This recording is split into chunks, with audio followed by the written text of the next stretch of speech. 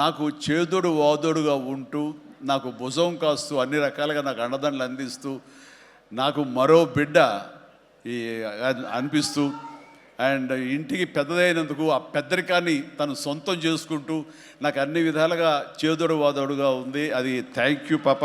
Megastar himself మీకు stage పైన especially మీకు మా పెద్ద బిడ్డ అంటూ ఆయన మాట్లాడుతుంటే మాకే భలే ఎమోషనల్గా అనిపించింది. మీకు ఎలా అనిపించుంటుంది that moment? It was very heart warming అండి. అంటే ఆయన సెపరేట్గా నన్ను పొగుడుతున్నారు కానీ బట్ ఇదన్నీ ఆయన చూసి నేర్చుకుంది. ఆయన కూడా ఇంటికి పెద్ద బిడ్డ, సో ఆయన చూసి ఇది ఇంతే కదా, అంటే ఎల్డర్ అంటే ఇలాగే ఉండాలి కదా అని నాకు ఫస్ట్ నుంచి ఇది చూసి నేర్చుకున్నాం.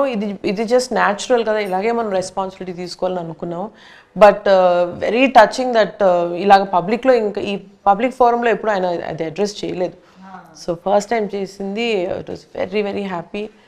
అండ్ ఆ రోజు అమ్మ చాలా హ్యాపీ అయిపోయారు. ఫస్ట్ ఇలాంటి ఈవెంట్స్ జరిగినప్పుడు ఆయన దిష్టి తీస్తారంటారు, బట్ ఈసారి మీకు కాదు మీ పెద్దమ్మాయికి తీయాలి ఫస్ట్ అన్నారు. సో వాళ్ళిద్దరికన్నా మా పిల్లలు ఇద్దరు దేవర్ రియలీ హ్యాపీ.